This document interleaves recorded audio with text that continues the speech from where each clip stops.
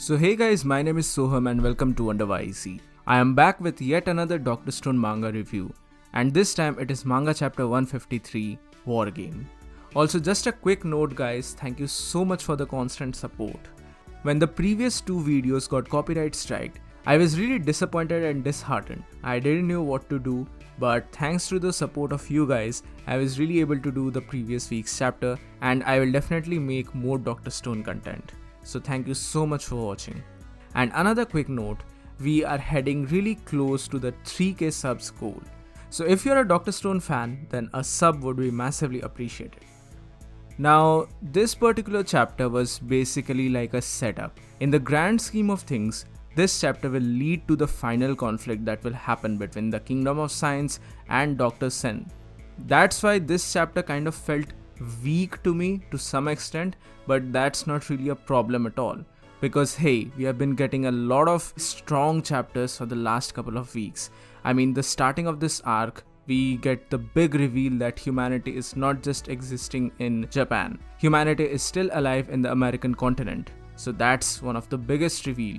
Then we get reveals about Stan Lee, the machine guns, the airplane, Dr. Zeno, and the whole freaking this new kingdom sort of thing. So that's a lot of things.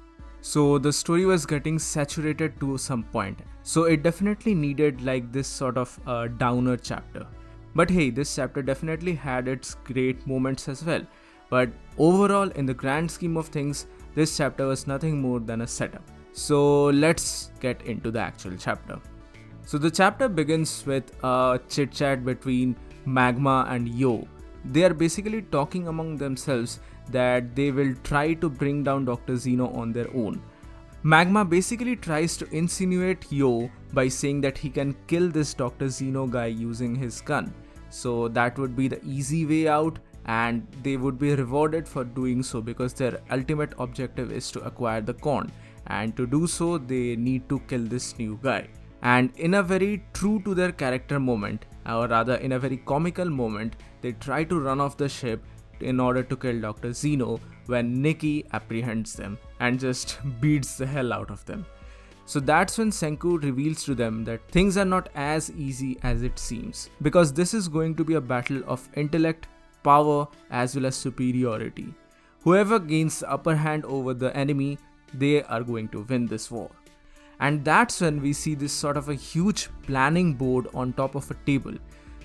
This is like a preemptive map of the surrounding area, and we are getting glimpses of the enemy. Basically, they are trying to plot their way through and decide the best possible route of action.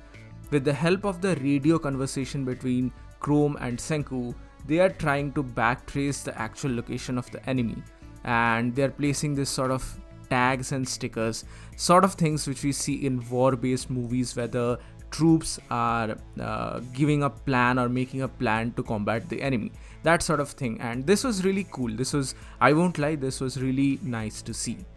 And next we get a very interesting interaction between Tsukasa and Hyoga, where Tsukasa is basically asking for his opinion as to how he thinks the enemy would eventually attack them.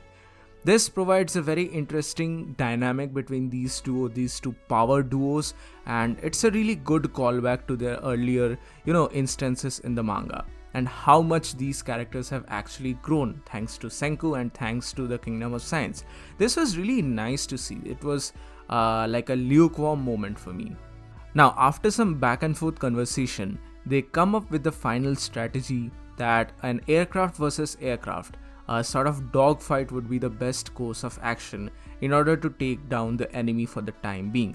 Like if at all they're ambushed by that spy aircraft or something like that. So that's when Ryusu and Senku basically start remodeling the Perseus, and they remodel the deck in order to make it like a landing pad for the airplane.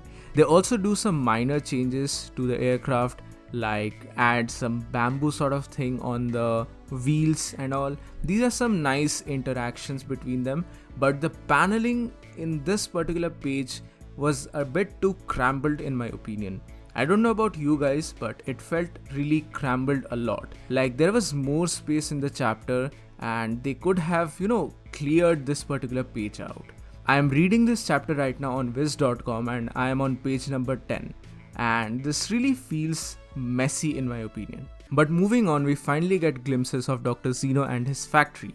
We get to see this new character. I don't know the name of this character. She is a female character who is really buff and strong, who is eating a chicken piece, and Gen is really terrified to see her. But after that, Gen the mentalist tries to get some information from the enemy, but to no avail actually. Now on the other hand, Dr. Zeno has come up with a plan of his own, which is kind of similar to the plan that Senku will actually make himself, but that's coming later on.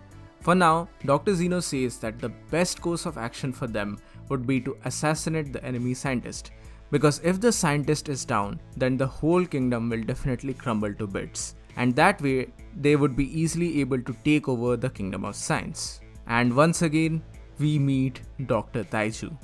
Yeah, like in the previous chapters, Gen tries to save Senku by mentioning the name of Taiju as the lead scientist. So this was nice, this bit of interaction was really nice, I won't complain about this. But we find out that it is eventually going to be Stanley who will try to kill Taiju. And Gen tries to take more information from them, but he really doesn't find anything else. But back to our Kingdom of Science, Senku has made up his mind. He has decided that sending an elite team would be the best course of action in this particular war.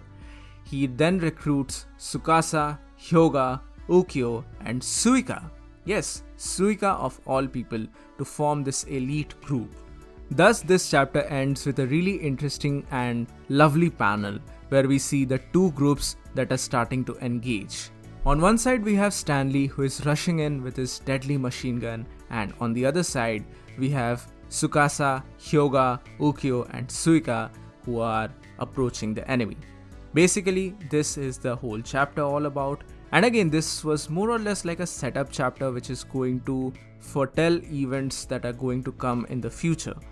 But overall, I really enjoyed it, but I have one ominous theory. Not exactly a theory, but rather a red flag that I am getting. And that is Suika. I don't know about you guys, but I'm definitely getting a red flag about Suika.